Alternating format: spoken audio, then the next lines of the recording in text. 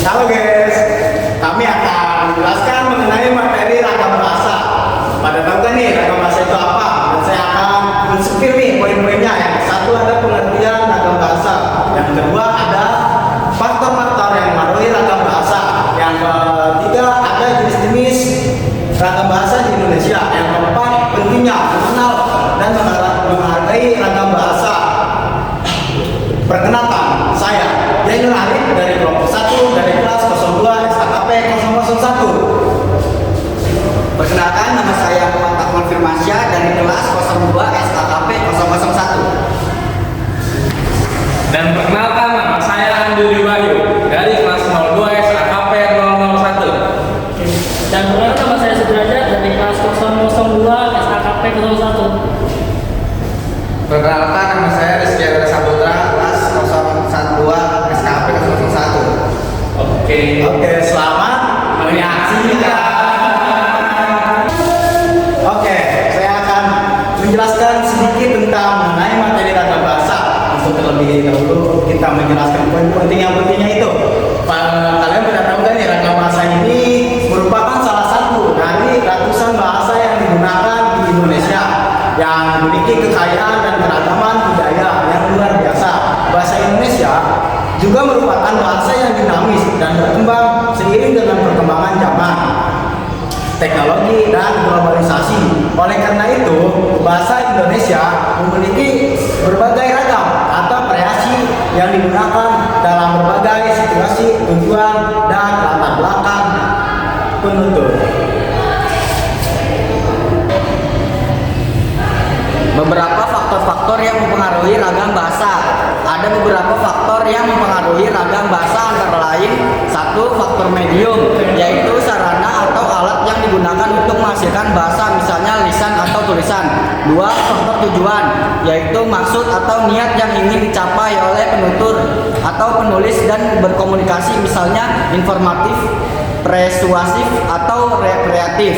Tiga, situasi, yaitu kondisi atau keadaan yang melingkupi proses komunikasi, misalnya formal atau informal, resmi atau tidak resmi, santai atau serius. Empat, faktor hubungan, yaitu tingkat kedekatan atau jarak sosial antara penutur atau penulis dengan mitra tutur atau pembaca, misalnya akrab atau asing, hormat atau sejajar, superior atau inferior. Lima, latar belakang, yaitu ciri-ciri pribadi atau kelompok yang dimiliki oleh penutur atau penulis dan mitra tutur atau pembaca, misalnya usia, jenis kelamin, pendidikan, pekerjaan, agama, etnis, dan daerah asal.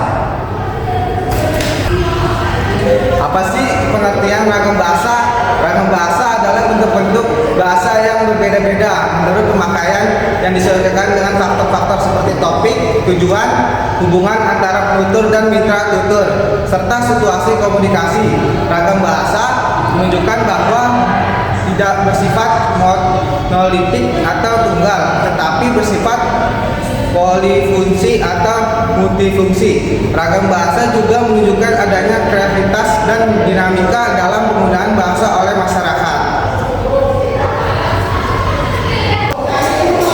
Apa sih jenis-jenis ragam bahasa di Indonesia? Nah, saya jelaskan ya satu persatu. Berdasarkan faktor-faktor di atas, ragam bahasa Indonesia dapat dijadikan menjadi beberapa jenis. Antara lain yaitu yang pertama adalah ragam bahasa baku, yaitu ragam bahasa yang dianggap sebagai standar atau penggunaan bahasa Indonesia yang baik dan benar, yang biasa digunakan dalam konteks formal, resmi, ilmiah, dan sastra. Ragam bahasa baku memiliki ciri-ciri yang mengikuti kaidah tata bahasa dan ejaan yang baku, menggunakan kosakata yang baku dan tepat maknanya, serta menggunakan gaya bahasa yang sesuai dengan genre pada teksnya. Yang kemudian yang kedua adalah ragam bahasa gaul. Ragam bahasa gaul ini merupakan bentuk ekspresi kreatif dan dinamis dalam berkomunikasi sehari-hari yang biasa kita gunakan. Dalam konteks informal, tidak resmi, santai, dan humoris, ragam bahasa gaul memiliki ciri-ciri seperti menyimpang dari kaidah tata bahasa dan ejaan baku. Menggunakan kosakata yang tidak baku sering mengubah-ubah makna serta menggunakan gaya bahasa yang penuh dengan unsur metafora, hiperbola, ironi, dan lain-lain. Seperti yang biasa kita gunakan sehari-hari dalam berkomunikasi dengan teman-teman kita. Yang ketiga adalah ragam bahasa daerah, yaitu bahasa yang dianggap warisan dari budaya leluhur kita dan identitas lokal masyarakat Indonesia yang biasa digunakan untuk konteks sosial, adat, istiadat, dan seni budaya.